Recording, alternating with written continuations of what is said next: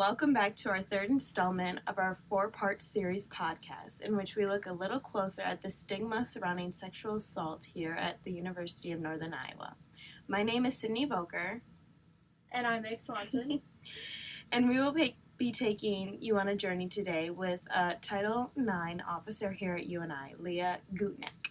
We have all received those UNI crime alerts through our UNI Gmail about incidents that occur on campus or around campus, and Leah isn't in charge of the operation of sending out the crime alerts, but is in charge of overseeing how the university responds to reports of sexual misconduct.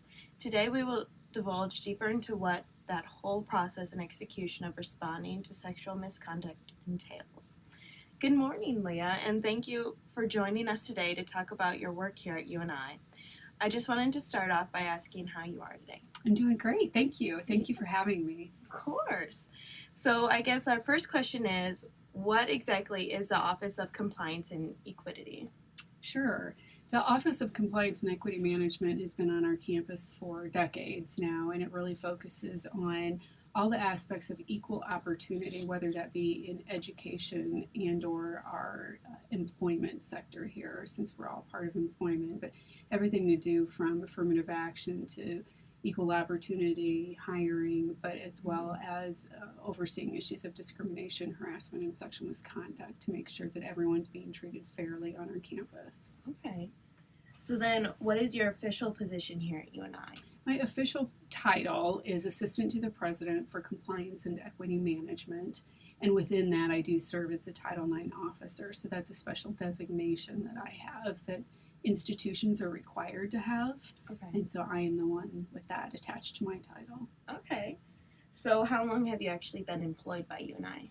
I have been at UNI about 24 years. Nice. So what are some of your specific responsibilities as a Title IX officer here at the university? So the Title IX part of my job literally has kind of overtaken my job in the last several years. In 2011, there was some federal guidance that came through from the federal government that really tightened up expectations about what universities were supposed to be doing in response to issues of sexual misconduct, and that's under our Title IX regulations in the federal government. We always had a Title IX officer, and we had been responding to Title IX issues, but the new guidance in 11 really allowed other people to understand what we had been trying to achieve, and so it really helped us be able to formulate new policies, new procedures, new ways of doing things, and new attention to the issue of sexual misconduct. So we capitalized on that opportunity, and that's why my job has really turned into heavily Title IX duties in terms of responding to issues of sexual misconduct. The whole prevention piece has come my way as well. So when we're not investigating, we're trying to prevent it from happening in the first place. So I oversee all the investigations, the responses, the triage. I talk with both parties, both the complaining party and the responding party, and my job is to treat everyone with equity throughout the process. Okay. So what exactly led you to this particular role or position? Like, what made you choose it? Yeah, great question. I didn't necessarily choose it. It's been a journey. But one that I have no regrets about. So I started my earlier career after getting my MBA. I started to do an HR track. So human resources was the field. So I started more on the employment side of things, and I became eventually an investigator for employment issues and Title VII issues, which is our federal government's civil rights work for employment versus the Title IX that's in education. And I eventually just became kind of bridged over between Title VII and Title IX. And then, as I mentioned, Title IX has really taken the focus of our regulations and our energies. And so it has just been kind of a developed field. And I do take honor in that because I was in play when the 2011 guidance came through, it allowed me to be in a position on our campus to really take a leadership role. And so other institutions across the country have looked to us for the work we do and the policies we've built and the practices that we have. And I sit on a national advisory board that so part of my job too, I think, is helping other institutions become better at what they do as well. Okay, that's awesome.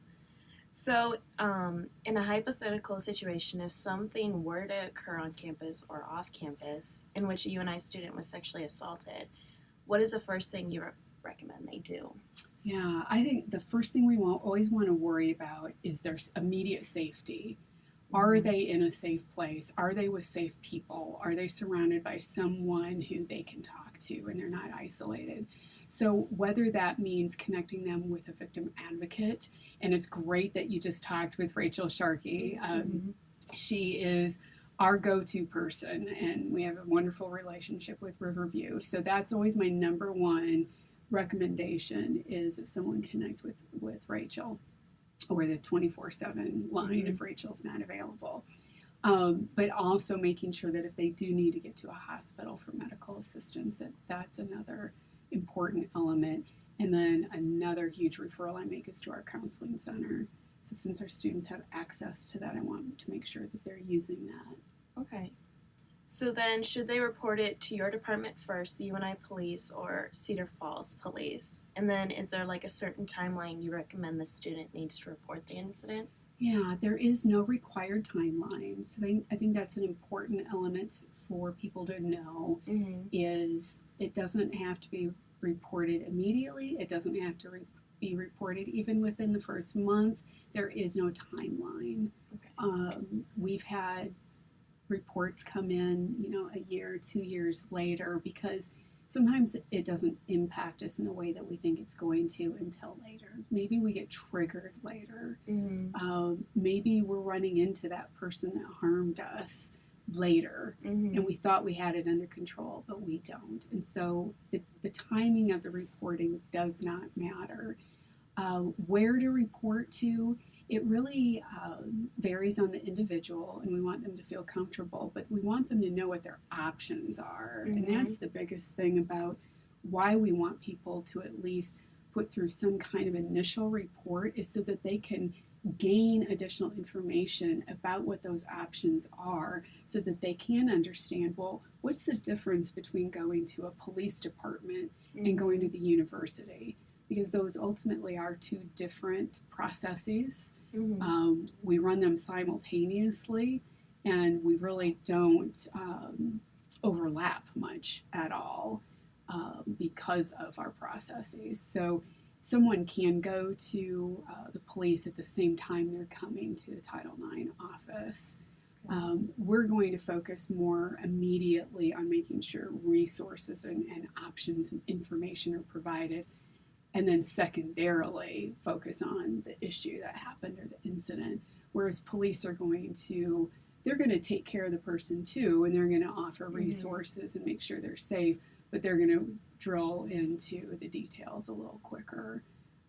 We want to make sure that people are ready to come forward. And they have that same choice with the criminal process too. But it's just a very different process. Okay. So when someone comes to talk to you, what are the different resources or aid you provide for them? You kind of said some go talk to Rachel or direct them towards the counseling center. Is there any more you would recommend to them? Yeah. One of the things that we like to make sure people know that we can start doing immediately are what we refer to as interim actions. And interim actions are really customized to the individual situation. So, for example, if someone is really struggling with a class because they just can't keep focused, maybe they've slept through their alarm, they've missed class, they've missed a deadline, they can't study for their test, any kind of academic concerns like that, we can step in and help communicate with professors. And we do that, in a customized way. So we're not going to email the professors and say, hey, this student was just sexually assaulted over the weekend. We need you to show leniency. We do it much more diplomatic than that. And we take the cues from the survivor about what they want communicated and who they want that communicated to.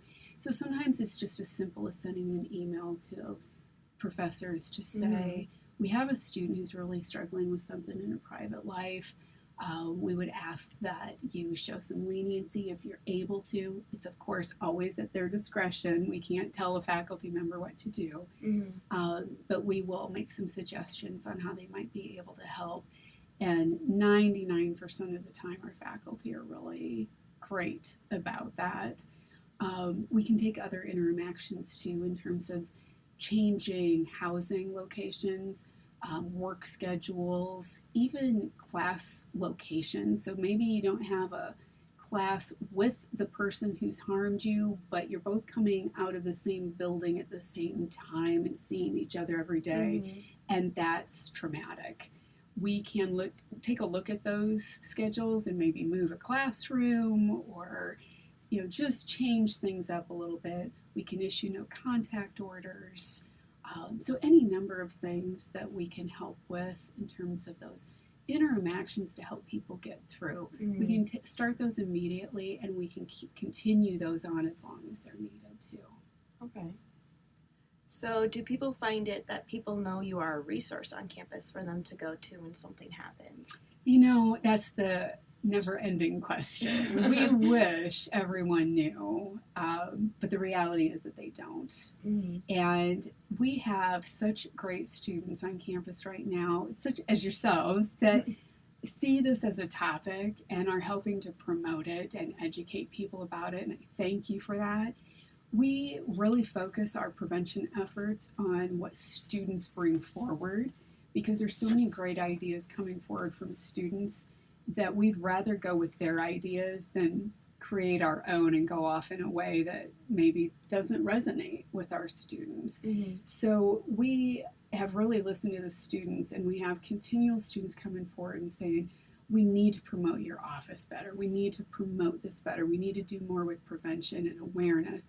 And I'm wholeheartedly in agreement with them. So we have any number of activities and awareness and prevention things going on at any given time that are really student-led.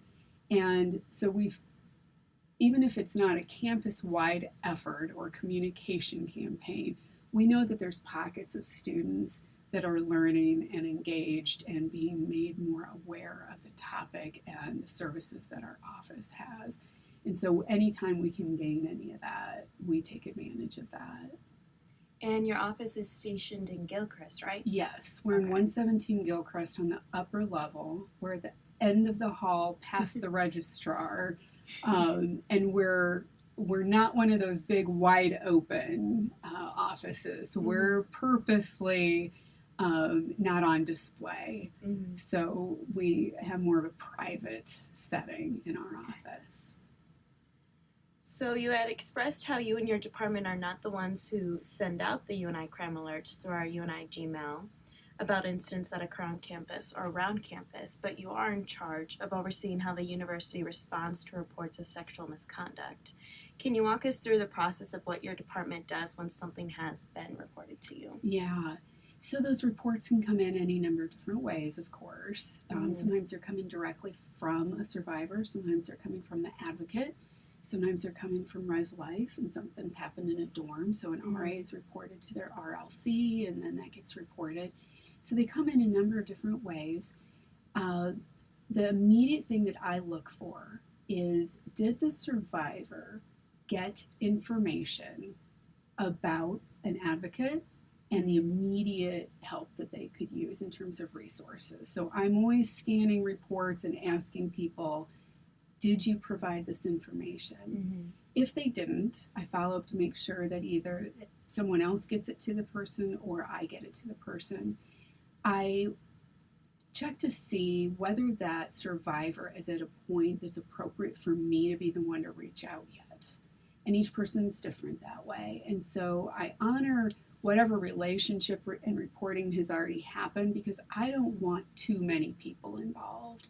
this is a very private issue. We don't want people having to tell their story more times than necessary.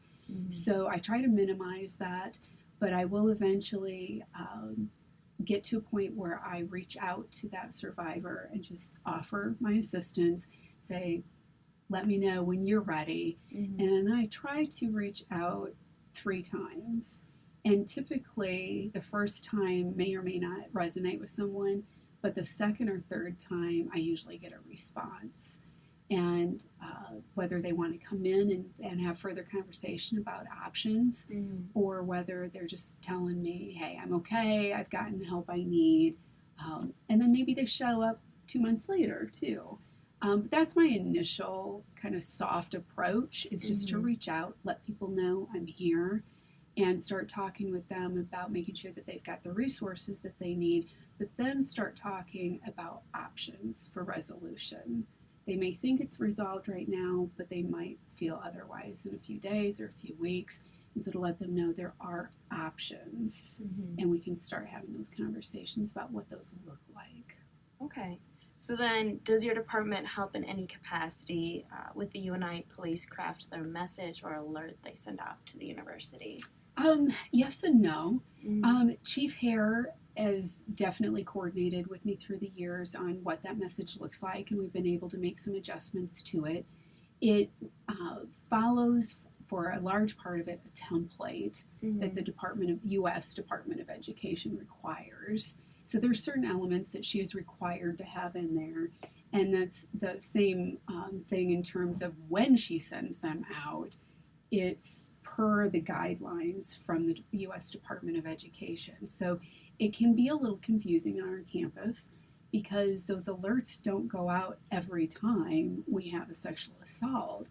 When they go out, it's because we've had a reported sexual assault on campus. Okay. So even if we have a reported sexual assault off campus, there's not going to be a crime alert, because the crime alert regulations are to alert people for on-campus incidents. So they can be a little misleading, and that's frustrating to all of us because we want to be transparent and not mislead people. But so that's that can be a misleading aspect of those what are well-intended crime alerts, but the law that surrounds it is maybe not as informed as it should be. Okay. So, what do you personally think are some ways you wish UNI could improve upon when educating or even talking about sexual assault, like the education on prevention or even the education about responding if something does happen? Yeah. We have a lot of ways that we could do a lot more. Resources are always a concern, and that's why it's so great when student groups come forward and want to do things. NISG has been at the forefront in the last couple of years and really taking some action and creating a Director of Gender Violence Prevention position that Brenna Wolf has been engaged in this year until recently. And Jacob Levang coming in as NISG president. This has been one of his passionate areas as well. So I expect to continue good work with that group. We've done a lot more active bystander training, and we're kind of changing that into saying upstander training to put a different message to that we want our students to feel like they can be upstanders and engage in that. So we've been doing a lot more of that this year, and it's been a lot of student-led opportunities. So we've had a couple grad students working out of our office, both as a GA and as an intern, taking the lead on those efforts and really getting out there and doing a lot more outreach. And the more we do it, the more interest there is. So it's kind of snowballing, which is a great thing, and we hope to be able to keep up with it. We had a honors group take that effort into the College Hill Partnership this year, and they've been doing training. They just did another one this weekend with the College Hill bar owners and business owners, and doing training with the employees there for them to be active bystanders when things are happening in their businesses. And that's a really important piece, because we all know that alcohol is not a friend to sexual assault. So that's been a really great piece as well. And then we hope to be able to sustain their efforts once they're done with their project, to sustain it and even move it into the Main Street community downtown as well.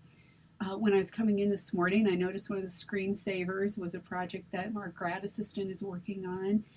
What were you wearing? And this is the second year she's been able to do that, where she has put together an exhibit of clothing and a gallery of clothing that survivors have said, this is what I was wearing when I was assaulted.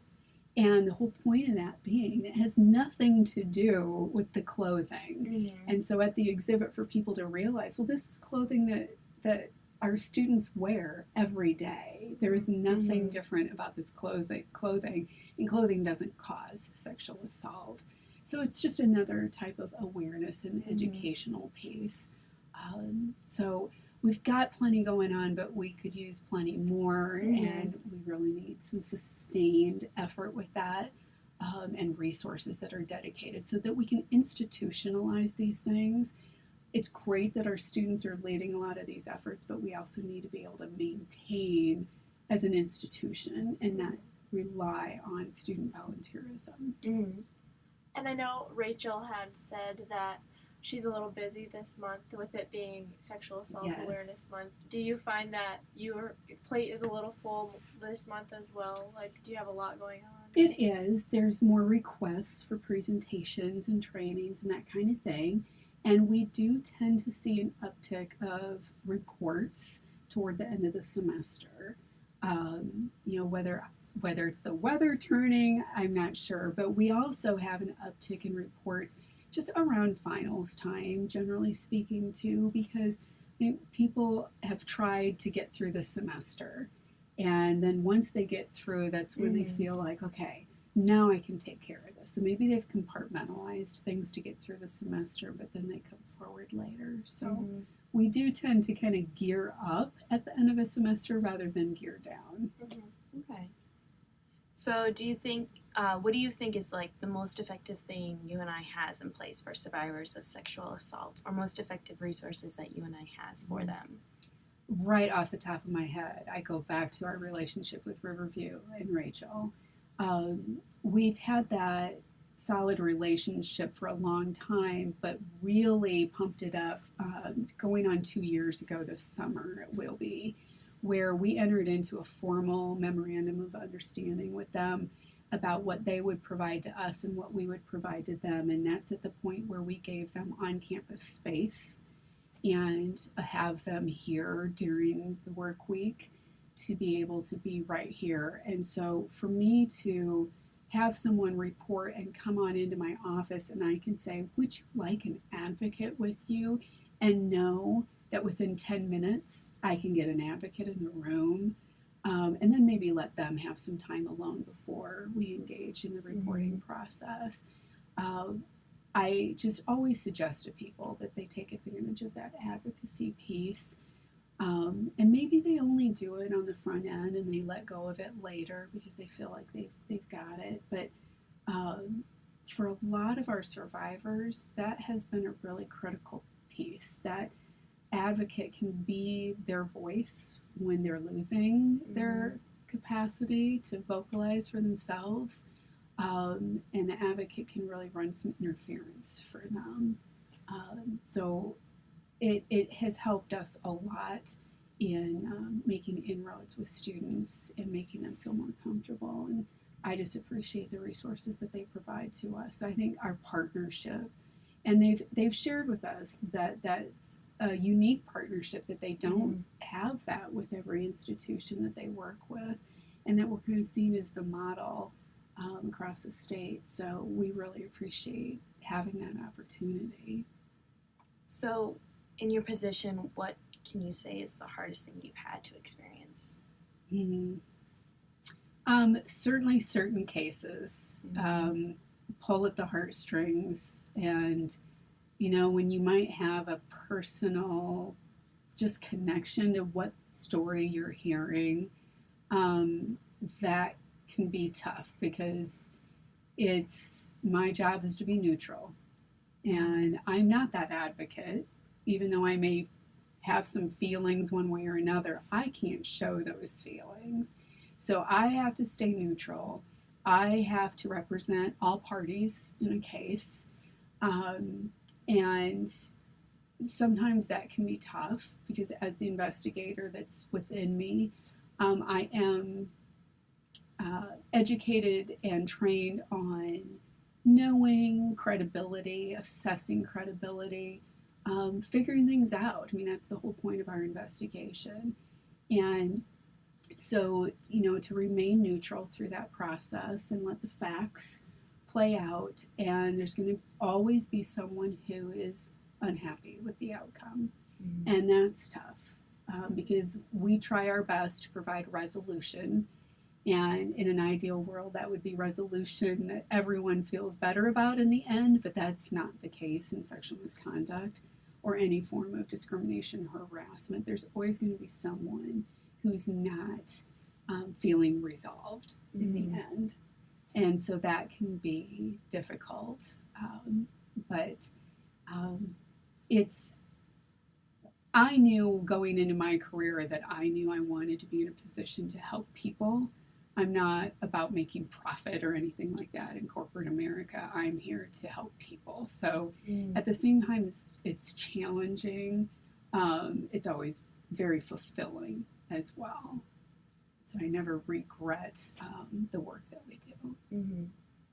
So before we go, is there anything else you'd like to share about your position or your experience or any events maybe?